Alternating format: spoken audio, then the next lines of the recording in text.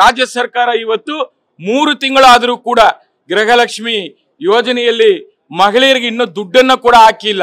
ಬೇಕಾದ್ರೆ ಒಂದು ಮಾತು ಹೇಳಿ, ಗೃಹಲಕ್ಷ್ಮಿ ಮೇಲೆ 6 ಲಕ್ಷ 6 ತಿಂಗಳ ಲಕ್ಷ್ಮಿ ಅಂತ ಹೇಳಿ ಒಂದು ನಾಮಕರಣ ಮಾಡಿಬಿಟ್ಟು 6 ತಿಂಗಳಿಗೊಂದ್ಸತಿ ಹಾಕ್ತೀರಾ, 1 ವರ್ಷಕ್ಕೊಂದ್ಸತಿ ಹಾಕ್ತೀರಾ, ಅಥವಾ ಚುನಾವಣೆ ಬಂದಾಗ ಮಾತ್ರ ಈ ಹಣವನ್ನ ನಾವು ಬಿಡುಗಡೆ ಮಾಡ್ತೀವಿ ಅಂತ ಅದು ಹೇಳ್ಬಿಡಿ. ಮಹಿಳೆಯರು ಬಹಳಷ್ಟು ಜನ ಇವತ್ತು ನೊಂದಿದ್ದಾರೆ, ಮಹಿಳೆಯರು ಶಾಪ ಆಗ್ತಾ ಇದ್ದಾರೆ. ಅವ್ರಿಗೆಲ್ಲರಿಗೂ ಕೂಡ ಏನ್ ನೀವು ಮಾಡ್ತೀರೋ ಅದನ್ನು ಹೇಳ್ಬಿಡಿ. ಅವರ ಕಮಿಟ್ಮೆಂಟ್ ಇರುತ್ತೆ, ಇವತ್ತು ನನ್ನ ಮಕ್ಕಳಿಗೆ ಇವತ್ತು ಆರೋಗ್ಯಕ್ಕೆ, ಹೆಲ್ತ್ಗೆ, ಎಜುಕೇಶನ್ಗೆ ಒಂದು ಇಷ್ಟು ಹಣ ಕೊಡಬೇಕು ಅಂತ ಹೇಳಿ ಒಂದು ಪ್ಲಾನ್ ಮಾಡ್ಕೊಂಡಿರ್ತಾರೆ. ಅಂತವ್ರಿಗೆಲ್ಲ ಕೂಡ ಇವತ್ತು ತೊಂದರೆ ಆಗ್ತಾ ಇದೆ. ಅದರಿಂದ ಇದನ್ನ ಸರಿಯಾದ ರೀತಿಯಲ್ಲಿ ನೀವು ಹೇಳಿಕೆಯನ್ನ ಕೊಡಬೇಕು ಅಂತ ಹೇಳಿ ಈ ಸಂದರ್ಭದಲ್ಲಿ ನಾನು ಹೇಳಲಿಕ್ಕೆ ಬಯಸ್ತಾ ಇದ್ದೀನಿ.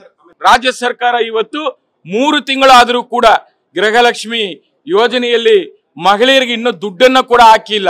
ಬೇಕಾದ್ರೆ ಒಂದು ಮಾತು ಹೇಳಿ, ಗೃಹಲಕ್ಷ್ಮಿ ಮೇಲೆ 6 ಲಕ್ಷ 6 ತಿಂಗಳ ಲಕ್ಷ್ಮಿ ಅಂತ ಹೇಳಿ ಒಂದು ನಾಮಕರಣ ಮಾಡಿಬಿಟ್ಟು 6 ತಿಂಗಳಿಗೊಂದ್ಸತಿ ಹಾಕ್ತೀರಾ, 1 ವರ್ಷಕ್ಕೊಂದ್ಸತಿ ಹಾಕ್ತೀರಾ, ಅಥವಾ ಚುನಾವಣೆ ಬಂದಾಗ ಮಾತ್ರ ಈ ಹಣವನ್ನ ನಾವು ಬಿಡುಗಡೆ ಮಾಡ್ತೀವಿ ಅಂತ ಅದು ಹೇಳ್ಬಿಡಿ.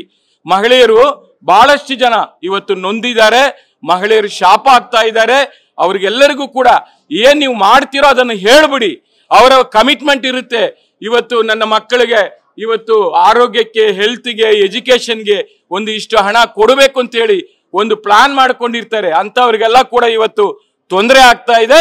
ಅದರಿಂದ ಇದನ್ನ ಸರಿಯಾದ ರೀತಿಯಲ್ಲಿ ನೀವು ಹೇಳಿಕೆಯನ್ನ ಕೊಡಬೇಕು ಅಂತ ಹೇಳಿ ಈ ಸಂದರ್ಭದಲ್ಲಿ ನಾನು ಹೇಳಲಿಕ್ಕೆ ಬಯಸ್ತಾ ಇದ್ದೀನಿ.